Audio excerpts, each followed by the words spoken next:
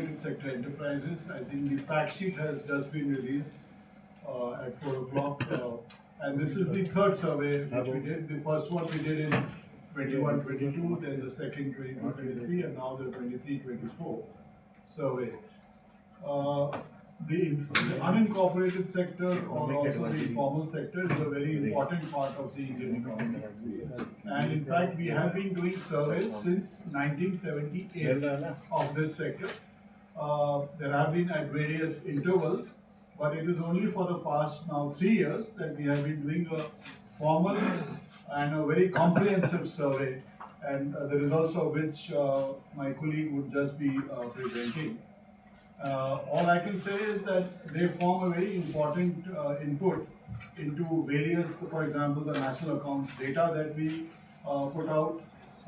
Different ministries use it, including the Ministry of MSME, Textiles, Commerce, etc.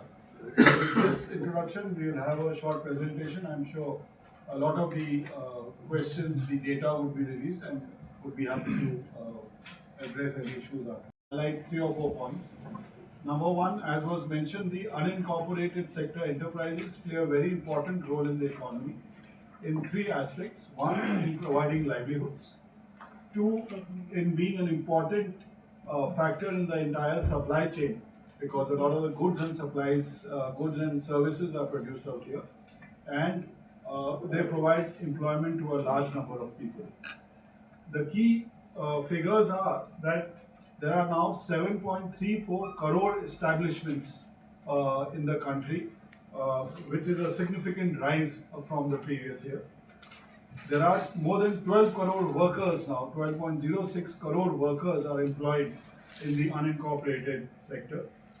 And the average emolument per hired worker is nearly 1.5 lakhs per annum, 1.42 lakhs is the average emolument. And the gross value added per worker is also a significant 1.5 lakhs. In fact, it is higher at 1.49, which shows that the productivity of these enterprises is also increasing. If I can just, among the establishments, nearly 27% are in the manufacturing sector, 31% in the trade sector, and 42% are in other services.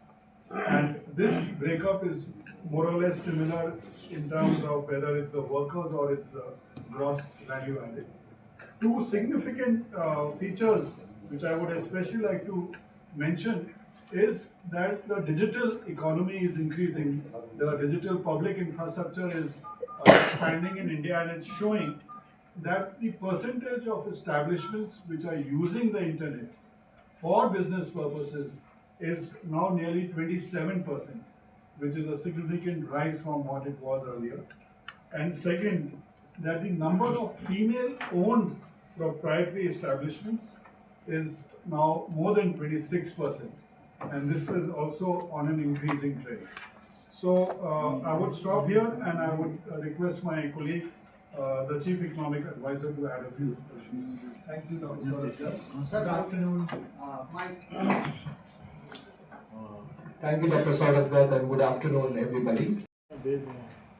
So I think one thing we must remember is that unincorporated does not mean informal. There is a normal tendency to assume that unincorporated means informal. As the fact sheet clearly points out to you towards the end, unincorporated means those that are not registered under the Companies Act 1956 or 2013. They could be covered by other statutes in the country, in which case they are officially tracked. So unincorporated does not mean informal, so please keep that in mind.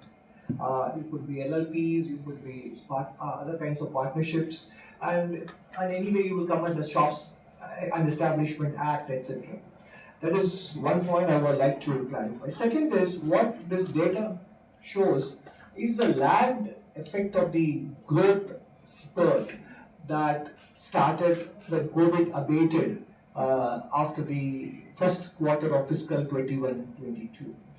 Various policy initiatives that were supportive of entrepreneurship in general, or startups, women entrepreneurship, as Dr. Saurabh pointed out, and also enterprises set up by scheduled castes and scheduled tribes, etc. So I think government's initiative on Stand Up and Startup India, and in general the emergency credit line guarantees schemes, etc., that supported micro, small and medium enterprises during the COVID have allowed them to stabilize, and then once the economy began to grow, to be able to grow on their own steam as well, and that is what 23-24 ASOS survey reveals to us.